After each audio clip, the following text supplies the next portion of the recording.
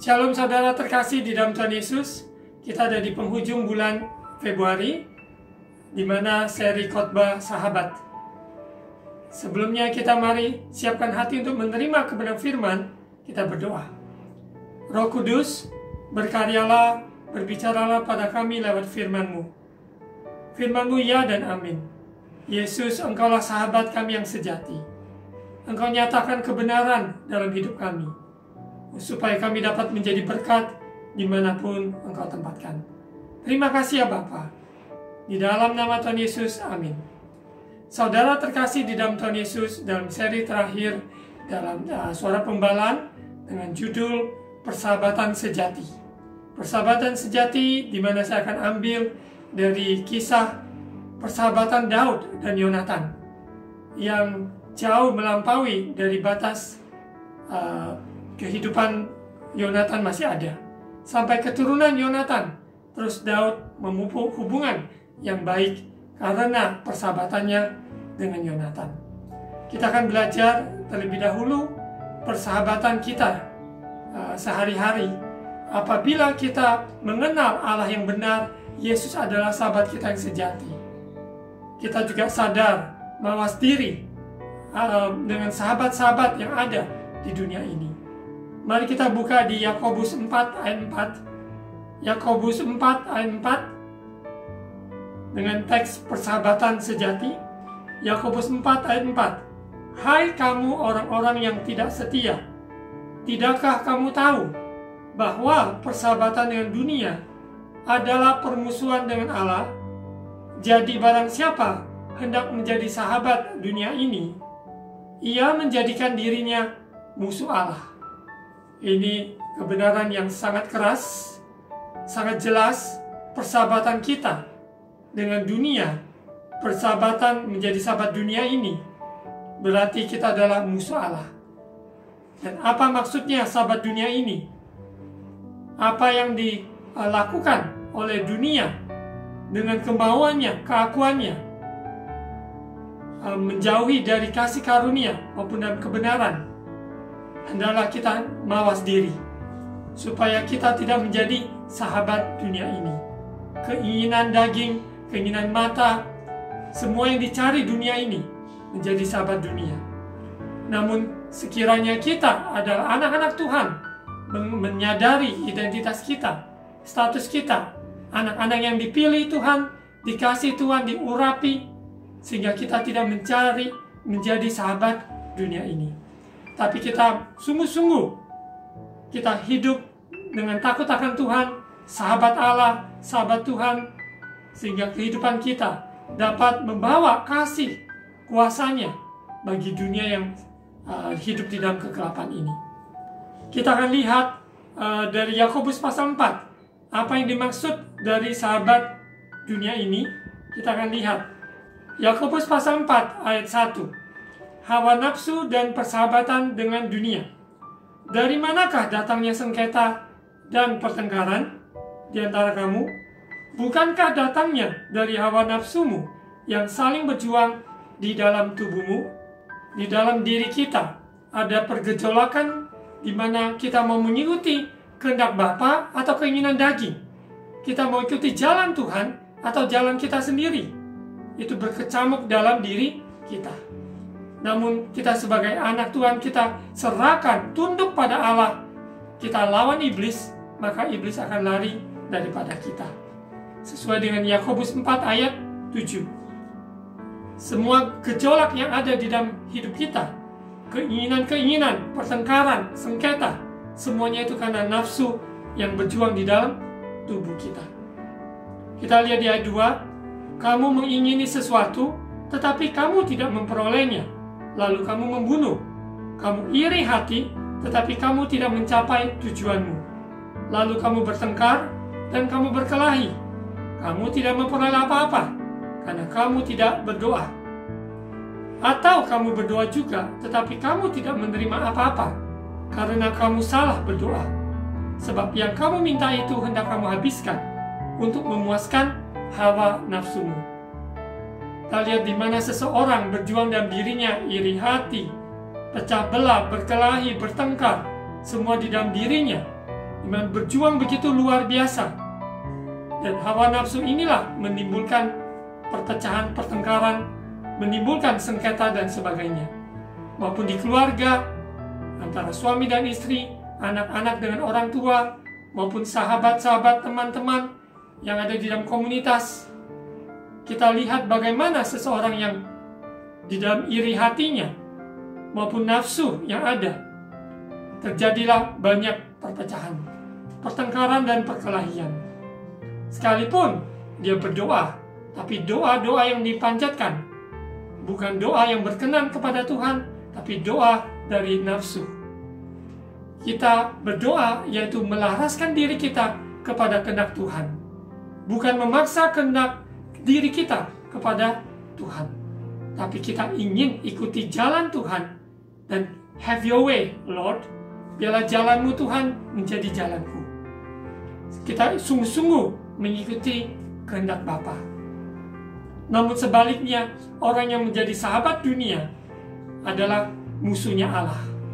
Karena bertentangan dengan kebenaran, bertentangan dengan kekudusan, bertentangan dengan damai sejahtera dan sukacita dari Tuhan, yang ada adalah pertengkaran, perkelahian, karena semuanya unsur-unsur iri hati, kesombongan, dan sebagainya. Dimana kalau kita baca dari Yakobus pasal 4 seluruhnya, kita akan lebih lagi menjelas bahwa semua perjuangan ini, ingat, bukan kuat, bukan gagah kita, tapi roh Tuhan ada di dalam diri kita menolong kita untuk menang atas daging ini, menang atas nafsu ini. Kita sungguh-sungguh mau ikuti kebenaran firman Tuhan, sungguh-sungguh mendengar suara Tuhan, dan melakukan kehendak-Nya. Hari-hari ini semakin sulit dalam banyak hal. Perjuangan, peperangan, pergumulan dalam hal ekonomi, kesehatan, banyak hal yang digumulkan.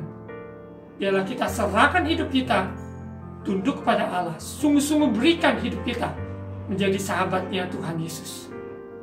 Menjadi sahabat, yaitu kita mempercayainya, memberikan sepenuhnya, izinkan Dia untuk memerintah, maupun juga izinkan Tuhan untuk menasihati kita, membawa kita kepada seluruh kebenaran. Kita lihat di ayat teks ini, ayat 4, dalam persahabatan sejati, kita hanya sungguh-sungguh memegang kebenaran firman di atas pimpinan oleh Roh Kudus. Hai kamu orang-orang yang tidak setia, orang-orang yang berubah setia karena dia mengikuti kemauannya. Tidakkah kamu tahu bahwa persahabatan yang dunia adalah permusuhan dengan Allah? Apa yang ada, keinginan mata, keinginan daging, semuanya adalah permusuhan dengan Allah. Kita tentunya tidak mau menjadi musuh Allah. Tentunya kita mau menjadi sahabat Tuhan. Seperti Abraham, maupun juga hamba-hamba Tuhan yang lainnya, di mana mereka bergaul erat dengan Tuhan. Jadi barang siapa hendak menjadi sahabat dunia ini, ia menjadikan dirinya musuh Allah. Kita akan lihat contoh persahabatan sejati Daud dan Yonatan. Kita akan lihat Daud adalah seorang yang sungguh-sungguh mencari hatinya Tuhan, seorang yang menyenangkan hati Tuhan, yang mengenal Yesus, mengenal Tuhan sebagai gembalanya yang baik, membawa dia ke rumput hijau, ke area yang tenang. Daud menuliskan begitu banyak nyanyian-nyanyian Mazmur, ungkapan hatinya ketika dia gundah gulana, ketika dia mengalami terpuruk, mengalami hal-hal apapun yang terjadi dalam hidupnya, dia mencari Tuhan, menjadi tempat pelindungannya, terangnya, maupun kekuatan bagi jiwanya, dan sebagainya. Daud adalah seorang yang sungguh-sungguh melekat hatinya kepada Tuhan. A man after God's own heart. Kita lihat bagaimana dia memupuk persahabatan dengan Yonatan, yaitu anak dari Saul. Raja Saul yang sebagai raja pertama Israel. Namun hatinya congkak, namun dia ada keirian hatian terhadap yaitu Daud, anak mantunya sendiri. Begitu dengki, keinginan untuk membunuh Daud begitu luar biasa. Kita akan lihat bagaimana Daud dan Yonatan, persahabatan yang sejati, ketika harus menghadapi kenyataan bahwa Yonatan ayahnya, yaitu Saul, benci, berikhtiar membunuh Daud. Persahabatan ini tidak goyah. Sekalipun ada ayah dari Yonatan yang bermaksud untuk mencelakakan sahabat dari Yonatan. Namun bagaimana sikap Yonatan dalam melindungi, dalam menolong sahabatnya di tengah-tengah himpitan oleh ayahnya. Kita akan lihat dari perikop dari 1 Samuel pasal 20. 1 Samuel pasal 20. Saudara bisa membaca seluruh pasal ini, namun saya akan memberikan ayat-ayat yang utama untuk kita pelajari. Kita lihat perjanjian antara Daud dan Yonatan. Dari persahabatan perjanjian ini sungguh indah dalam kehidupan, menjadi contoh teladan bagi kita bagaimana kita bersikap dalam bersahabat di dalam komunitas di mana kita ditempatkan, bahkan persahabatan yang ada yang melampaui dari waktu, umur, maupun juga dari perbedaan yang ada. Namun oleh kasih Tuhan yang mengikat kita. Kita lihat di 1 Samuel pasal 20 ayat 1. Maka larilah Daud dari Nayot dekat Rama, sampailah ia kepada Yonatan, lalu berkata, apakah yang telah kuperbuat? Apakah kesalahanku? Dan apakah dosaku terhadap ayahmu, sehingga ia ingin mencabut nyawaku? Kita ingat konteksnya adalah Raja Saul adalah Raja Israel. Namun karena ketidaktaatannya, dia juga sudah ditolak oleh Tuhan. Sekalipun posisi masih ada, namun dia sudah ditolak karena hatinya menjauh dari Tuhan. Sebaliknya, Daud, seorang gembala yang Tuhan pilih untuk menggantikan Saul menjadi seorang raja. Sekalipun dia belum menduduki tahta tersebut, namun dalam perjalanannya tidak mudah. Dia akan disingkirkan, dia difitnah maupun akan dibunuh oleh Saul yang adalah ayah mertuanya. Di mana Daud telah mengalahkan Goliat dan diberikan juga reward, yaitu anak perempuan dari Saul, yaitu Mikal. Kita lihat bagaimana Daud tidak mengerti mengapa seorang ayah mertuanya benci terhadap dia, yaitu Saul. Mengapa ingin mencoba untuk mencabut nyawanya. Kadangkala kebencian ini kita tidak tahu persis apa sebab akibatnya.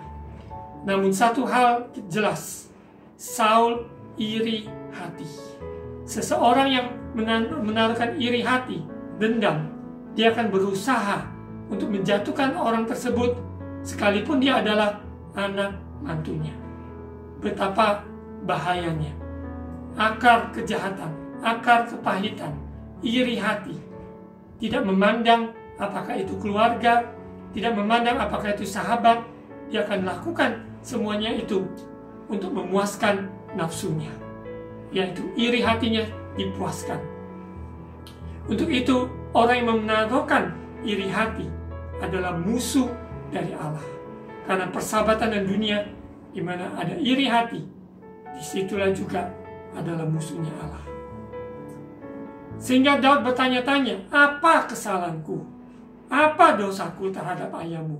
Sehingga ia ingin mencabut nyawaku. Ayat 2, tetapi Yonatan berkata kepadanya, jauhlah yang demikian itu, engkau tidak akan mati dibunuh. Ingatlah, ayahku tidak berbuat sesuatu, baik perkara besar maupun perkara kecil, dengan tidak menyatakannya kepadaku. Mengapa ayahku harus menyembunyikan perkara ini kepadaku? Tidak mungkin. Di mana Yonatan, dia secara dekat dengan ayahnya dalam tugas-tugas sehari-harinya.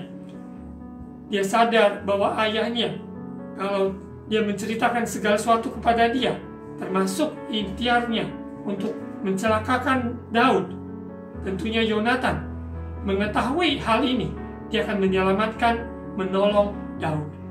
Kita lihat persahabatan sejati ini akan teruji ketika ada maksud jahat dari seseorang. Ya, sekalipun itu adalah ayah dari Yonatan, namun Yonatan menyadari itu hal yang tidak benar. Dia melindungi, untuk itu dia berusaha menolong, melindungi, yaitu teman sahabatnya, yaitu Daud. Kita lihat ayat 3. Tetapi Daud menjawab, katanya, ayahmu tahu benar bahwa engkau suka kepadaku. Sebab itu pikirnya, tidak boleh Yonatan mengetahui hal ini. Nanti ia bersusah hati. Namun demi Tuhan yang hidup dan demi hidupmu, hanya satu langkah jaraknya antara aku dan maut. Saul mengetahui persahabatan Daud dan Yonatan. Sahabat karib, sahabat yang indah. Dan tentunya Raja Saul bermaksud untuk menyembunyikan perkara bahwa dia berusaha untuk membunuh Daud. Itu yang dikhawatirkan oleh Daud. Dalam persahabatan akan melewati ujian. Apakah persahabatan itu di dalam konteks diuji dalam hal keuangan, diuji dalam hal sakit penyakit, diuji dalam berbagai hal, fitnah, celaan, dan bahkan dalam konteks ini adalah iri hati dari Saul. Namun kita sadari, apabila kita sungguh-sungguh dengan kasih Allah, kasih yang tulus, mengasihi sahabat kita, sahabat yang sejati akan menang melewat proses yang ada. Karena tidak ada motivasi nafsu dunia, tetapi sahabat Allah yang sejati ada di antara persahabatan tersebut. Daud orang yang takut akan Tuhan, orang yang sungguh-sungguh mencari hati Tuhan. Yonatan, sekalipun dia adalah anak dari Raja Saul, namun dia tahu mana yang benar, mana yang tidak. Kita lihat di ayat 4. Yonatan berkata kepada Daud, apapun kehendak hatimu, aku akan melakukannya bagimu. Lalu kata Daud kepada Yonatan, kau tahu, besok bulan baru, maka sebenarnya aku harus duduk makan bersama-sama dengan raja. Jika engkau membiarkan aku pergi, maka aku akan bersembunyi di padang sampai lusa petang. Ayat 6. Apabila ayahmu menanyakan aku, haruslah kau katakan, Daud telah meminta dengan sangat kepadaku untuk pergi dengan segera ke Bethlehem, kotanya, karena di sana ada upacara pengorbanan tahunan bagi segenap kaumnya. Di mana dalam percakapan ini Daud menyatakan minta izin supaya tidak hadir di dalam pertemuan yang akan diadakan bersama ayah dari Yonatan. Di ayat 7, jadi beginilah dikatakannya, baiklah, maka hambamu ini selamat. Tetapi jika amarahnya bangkit, amarah Raja Saul bangkit, dengan segera ketahuilah bahwa ia telah mengambil keputusan untuk mendatangkan celaka. Jadi apabila Daud tidak hadir di dalam pertemuan tersebut dan Raja Saul bangkit amarahnya, berarti dia akan berikhtiar untuk mendatangkan celaka kepada Daud. Ayat 8, jika demikian tunjukkanlah kesetiaanmu kepada hambamu ini, sebab engkau telah mengikat perjanjian di hadapan Tuhan dengan hambamu ini. Tetapi jika ada kesalahan padaku, engkau sendirilah membunuh aku. Mengapa engkau harus menyerahkan aku kepada ayahmu? Jadi persahabatan ini yang sejati ini karena ada perjanjian di hadapan Tuhan. Tuhan Allah Israel, Allah yang kudus, Allah yang benar. Dia melihat persahabatan ini sehat atau tidak. Di dalam kita bersahabat dengan sesama kita, kita sungguh-sungguh mengundang Tuhanlah yang menjadi saksi.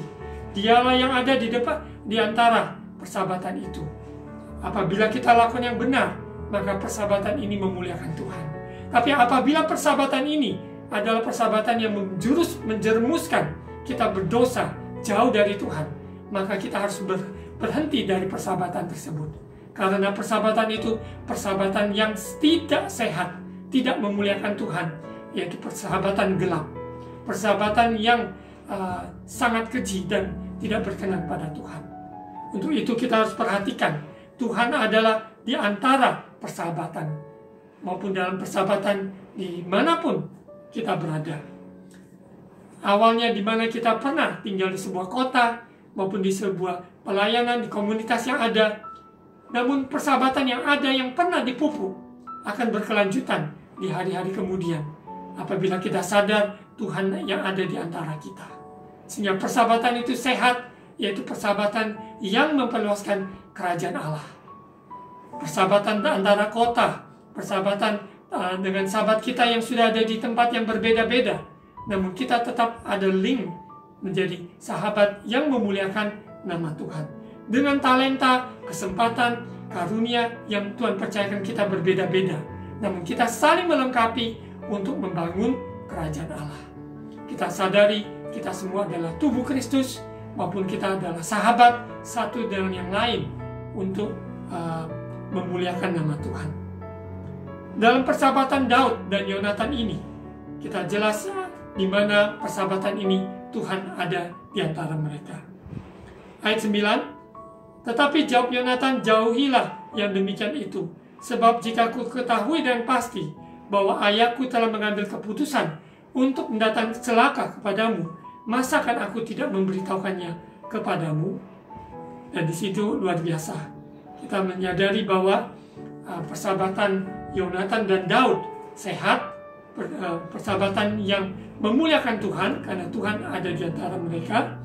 Dan juga apabila ada maksud jahat dari Raja Saul yang akan dilaksanakan terhadap Daud, maka Yonatan siap untuk membela, siap untuk menolong, siap untuk membuka jalan bagi Daud sahabatnya. Dan inilah yang terjadi. Kita lihat di ayat 10. Lalu bertanyalah Daud kepada Yonatan, siapakah yang akan memberitahu padaku apabila ayahmu menjawab engkau dengan keras? Karena iri hatinya, ingin bermaksud membunuh, karena merasa takut bahwa kerajaan ini akan berpindah kepada tangan Daud. Orang yang tidak aman dalam hidupnya, merasa tidak aman, takut tergeser, maka sesungguhnya itu adalah musuh Allah. Karena kehidupan kita harus aman di dalam Tuhan. Tuhan yang memanggil kita, Dia akan menyertai kita. Siapapun yang berusaha mencoba untuk bermaksud jahat, sesungguhnya dia berurusan dengan Tuhan. Ingat, Tuhan pembela orang benar. Tuhan yang menyertai, siapa lawan kita? Ayat 11, kata Yonatan kepada Daud, marilah kita keluar ke padang. Maka keluarlah keduanya ke padang. Lalu berkatalah Yonatan kepada Daud, demi Tuhan Allah Israel, besok atau lusa, kira-kira waktu ini, aku akan memeriksa perasaan ayahku. Apabila baik keadaannya bagi Daud, masakan aku tidak menyuruh orang kepadamu dan memberitahukannya kepadamu? Kita lihat di ayat 13 sampai 16. Tetapi apabila ayahku memandang baik untuk mendatangkan celaka kepadamu, beginilah kiranya Tuhan menghukum Yonatan, bahkan lebih lagi daripada itu. Sekiranya aku tidak menyatakannya kepadamu dan membiarkan engkau pergi, sehingga engkau dapat berjalan dengan selamat, Tuhan kiranya menyertai engkau seperti Ia menyertai ayahku dahulu. 14. Jika aku masih hidup, Yonatan berkata, jika aku masih hidup, bukankah engkau akan menunjukkan kepadaku kasih setia Tuhan? Tetapi jika aku sudah mati, janganlah engkau memutuskan kasih setiamu terhadap keturunanku sampai selamanya. Dan apabila Tuhan melenyapkan setiap orang dari musuh Daud dari muka bumi, janganlah nama Yonatan terhapus dari keturunan Daud, melainkan kiranya Tuhan menuntut balas daripada musuh-musuh Daud.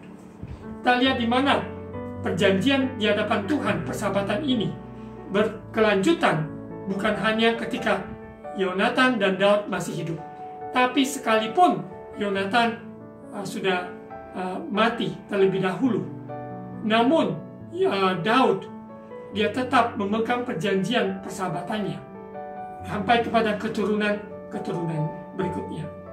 Kita lihat di ayat 17. Dan Yonatan menyuruh Daud sekali lagi bersumpah demi kasihnya kepadanya, sebab ia mengasihi Daud seperti dirinya sendiri.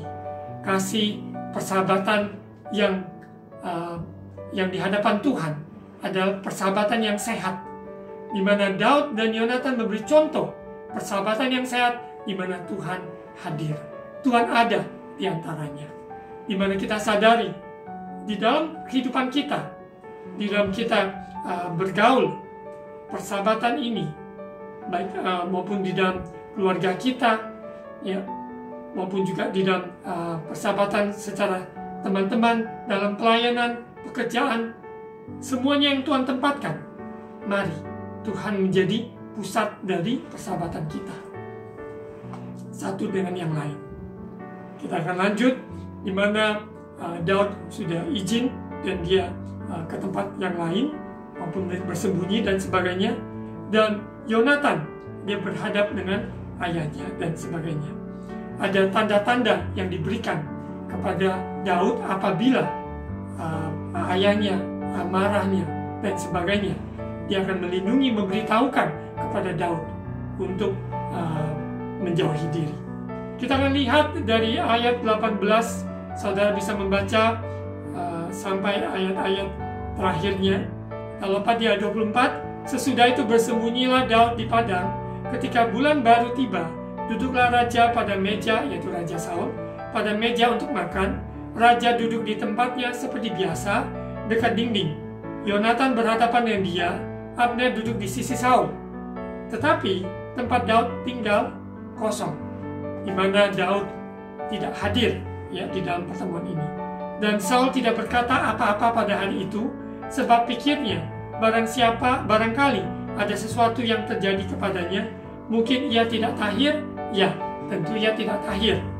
Tetapi pada hari sesudah bulan baru itu, pada hari yang kedua, ketika tempat Daud masih tinggal kosong, bertanyalah Saul kepada Yonatan anaknya. Di sini yang membuat dia marah, ya. Dia bertanya, mengapa anak Isai tidak datang makan, baik kemarin maupun hari ini? Mengapa? Dan kita lihat jawaban dari Yonatan. Jawab Yonatan kepada Saul, Daud telah meminta dengan sangat kepadaku untuk pergi ke Betlehem.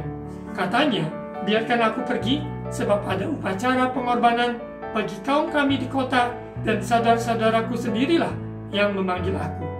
Oleh sebab itu, jika engkau mengasihi aku, berilah izin kepadaku untuk menengok saudara-saudaraku. Itulah sebabnya ia, yaitu Daud, tidak datang ke perjamuan raja. Ketika Yonatan sudah menyampaikan hal ini, kita lihat dari respon dari Saul. Ayat 30, lalu bangkitlah amarah Saul kepada Yonatan, katanya kepadanya, anak sundal yang kurang ajar, bukankah aku tahu bahwa engkau telah memihak pihak anak Isai, dan itu noda bagi kau sendiri dan bagi perut ibumu, sebab sesungguhnya selama anak Isai itu hidup di muka bumi, engkau dan kerajaanmu tidak akan kokoh. Dan sekarang suruhlah orang memanggil dan membawa dia kepadaku, sebab ia harus mati. Sekarang pertanyaannya, apa salahnya Daud sehingga Raja Saul selalu mencari jalan untuk mencela, untuk membunuh Daud, yaitu anak mantunya sendiri? Itu berdasarkan karena iri hati. Seseorang yang tidak aman, iri hati, dia akan berusaha mencari jalan untuk menjatuhkan orang tersebut yang dia iri hati. Namun kita lihat ketika amarahnya yang dinyatakan kepada Yonatan, bahkan Yonatan adalah anaknya sendiri, namun Saul tidak mengenal itu karena nafsunya, hawa nafsu, iri hatinya yang begitu jengkel terhadap Daud, hanya ingin Daud itu mati. Ia harus mati. Itu adalah goal utama dari Saul. Sangat menyedihkan. Persahabatan dan dunia adalah musuh dari Allah. Tentunya Saul dengan bersikap seperti ini, dia adalah musuh dari Allah. Kalau dia adalah musuh dari Allah, berarti Allah menentang orang yang congkak, dia mengasihani orang yang rendah hati. Daud dikasihi Tuhan, namun Saul ditentang oleh Tuhan. Kita lanjut di ayat 32, respon dari Yonatan. Tetapi Yonatan menjawab Saul, ayahnya itu, katanya kepadanya, mengapa ia harus dibunuh? Apa yang dilakukannya? Lalu Saul melemparkan tombaknya kepada Yonatan untuk membunuhnya. Bayangkan, Yonatan menyatakan, mengapa kamu benci, mau ikhtiar membunuh Daud. Malahan Yonatan juga akan dibunuh oleh ayahnya sendiri. Maka tahulah Yonatan bahwa ayahnya telah mengambil keputusan untuk membunuh Daud. Ayat 34, sebab itu Yonatan bangkit dan meninggalkan perjamuan itu dengan kemarahan yang bernyala-nyala. Pada hari yang kedua bulan baru itu, ia tidak makan apa-apa, sebab ia bersusah hati karena Daud, sebab ayahnya telah menghina Daud. Jadi kita lihat persahabatan Daud dan Yonatan diuji. Ketika ayahnya Yonatan sungguh-sungguh mengungkapkan kebenciannya, iri hatinya, iri ikhtiar untuk membunuh sahabatnya. Dan Yonatan tidak tinggal diam. Dia rela berkorban, dia mau menolong Daud. Dia menyampaikan kepada Daud dengan tanda-tanda yang sudah mereka sepakat, dan supaya memberitahukan pada Daud bahwa sungguh ayahnya penuh amarah dan mencari jalan untuk membunuhnya. Kita lompat di ayat 42 sebagai ayat terakhir. Kemudian berkatalah Yonatan kepada Daud, pergilah dengan selamat. Bukankah kita berdua telah bersumpah demi nama Tuhan, demikian Tuhan akan ada di antara aku dan engkau, serta di antara keturunanku dan keturunanmu sampai selamanya. Setelah itu bangunlah Daud dan pergi, dan Yonatan pun pulang ke kota. Di mana kita lihat mereka secara fisik mereka sudah berpisah, Daud dan Yonatan, dan say goodbye. Namun perjanjian persahabatan mereka di hadapan Tuhan, mereka tetap akan diuji ketika satu di antara mereka mati, yaitu Yonatan. Di mana dalam cerita lanjutan kita bisa membaca Yonatan mati di dalam medan peperangan bersama ayahnya Raja Saul. Namun Daud bagaimana sikapnya? Kita akan lihat di 2 Samuel pasal 9 ayat 1. Ini konteks bahwa Raja Saul sudah mati dan Daud sudah menjadi dinobatkan sebagai raja atas Israel, Yehuda, dan Raja Daud pemerintahnya begitu kokoh dan luar biasa, begitu jaya. Tetapi Daud masih ingat perjanjiannya dengan sahabatnya, yaitu Yonatan. Ya, kita lihat 2 Samuel pasal 9, kita lihat ayat 1 sampai 13. Berkatalah Daud, masih adakah orang yang tinggal dari keluarga Saul? Maka aku akan menunjukkan kasihku kepadanya oleh karena Yonatan. Bukan oleh karena Raja Saul, tapi oleh karena Yonatan. Persahabatannya di hadapan Tuhan itu melampaui kematian yang ada. Kita lanjut di ayat 2. Adapun keluarga Saul mempunyai seorang hamba yang bernama Ziba. Ia dipanggil menghadap Daud, lalu raja bertanya kepadanya, "Engkaukah Ziba?" Jawabnya, "Hamba tuanku." Kemudian berkatalah raja, "Tidak adakah lagi orang yang tinggal dari keluarga Saul? Aku hendak menunjukkan kepadanya kasih yang dari Allah." Karena Daud adalah seorang yang mengasihi Tuhan. Lalu berkatalah Ziba kepada raja, "Masih ada seorang anak laki-laki Yonatan yang cacat kakinya." Tanya raja kepadanya, "Di manakah ia?" Jawab Ziba kepada raja, "Dia ada di rumah Makir bin Amiel di Lodeber." Sesudah itu Raja Daud menyuruh mengambil dia dari rumah Makir bin Amiel dari Lodeber. Dan Mephiboset bin Yonatan bin Saul masuk menghadap Daud. Ia sujud dan menyembah. Kata Daud, "Mephiboset." Jawabnya, "Inilah hamba tuanku." Dan kita lihat bahwa Daud bagaimana sikapnya terhadap keturunan Saul yang masih hidup karena perjanjiannya dengan Yonatan, sahabatnya. Dia perhatikan keturunan dari Yonatan, yaitu ditemukan ada seorang anak di mana cacat kondisinya, Mephiboset. Ayat 7, kemudian berkatalah Daud kepadanya, "Janganlah takut, sebab aku pasti akan menunjukkan kasihku kepadamu oleh karena Yonatan ayahmu. Aku akan mengembalikan kepadamu segala ladang Saul nenekmu, dan engkau akan tetap makan sehidangan dengan aku." Bayangkan, Daud tidak mengingat kesalahan dari Raja Saul, tapi dia ingat perjanjiannya dengan sahabatnya, yaitu Yonatan. Karena persahabatan tersebut, maka anaknya juga diberkati. Saudara terkasih, persahabatan kita dengan teman kita yang memang sungguh-sungguh di hadapan Tuhan, memuliakan Tuhan, memperluaskan kerajaan-Nya, persahabatan tersebut tidak akan berhenti ketika satu di antara kita yang mati, yang sudah meninggal, yang sudah kembali ke rumah Bapa di surga. Karena persahabatan ini akan berkelanjutan. Tuhan yang memperhatikan keturunan kita. Karena sahabat yang sejati, dia akan perhatikan sampai keturunan berikutnya. Kita lihat bagaimana sikap dari Mephiboset dengan keberadaan apa yang dihadapkan Raja Daud tawarkan dan sampaikan bahwa dia diperlakukan sebagai anak raja. Dia sehidangan dengan Daud. Kita lihat ayat 8. Lalu sujudlah Mephiboset dan berkata, apakah hambamu ini sehingga engkau menghiraukan anjing mati seperti aku? Dia sangat minder, dia merasa dirinya tidak berharga seperti seekor anjing mati. Dia tidak ada artinya. Namun kita lihat bagaimana Daud memperhatikan orang yang mungkin menganggap dirinya sendiri hina. Ayat 9. Lalu raja memanggil Ziba, hamba Saul itu, dan berkata kepadanya, segala sesuatu yang adalah milik Saul dan milik seluruh keluarganya, ku berikan kepada cucu tuanmu itu. Engkau harus mengerjakan tanah baginya. Engkau, anak-anakmu dan hamba-hambamu harus membawa masuk tuayannya, supaya cucu tuanmu itu ada makanannya. Mephiboset, cucu tuanmu itu, akan tetap makan sehidangan dengan aku. Ziba mempunyai 15 orang anak laki-laki dan 20 orang hamba. Ayat 11, berkatalah Ziba kepada raja, hambamu ini akan melakukan tepat seperti yang diperintahkan tuanku raja kepadanya.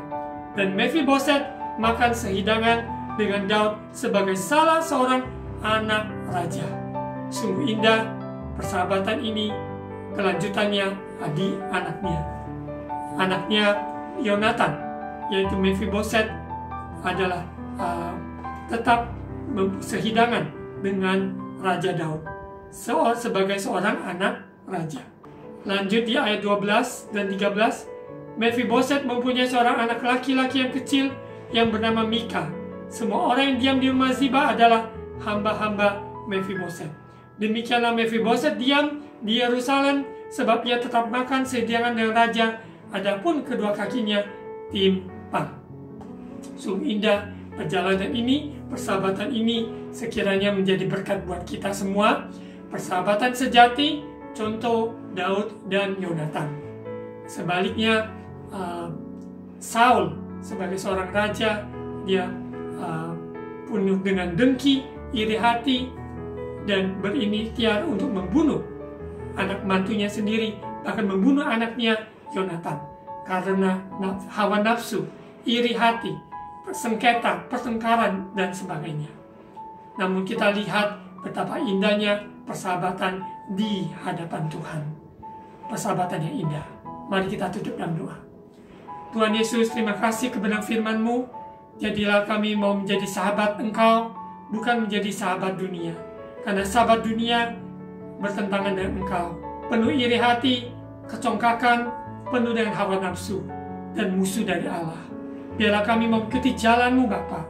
Biarlah Engkau tempatkan kami dengan sahabat yang sungguh-sungguh takut akan Tuhan, di mana di hadapan Engkau-lah persahabatan ini dijalin. Persahabatan yang sehat, saling membangun, mendopang, bahkan ketika satu di antara persahabatan ini yang sudah meninggal dipanggil Engkau pulang ke rumah Bapa. Namun persahabatan ini akan memberkati keturunannya. Terima kasih Bapa. Tuhan tolong dan berkati anak-anak-Mu yang sedang bergumul dalam hal keuangan. Di dalam nama Yesus, Engkau yang empunya kerajaan surga, Engkau empunya seluruh bumi ini.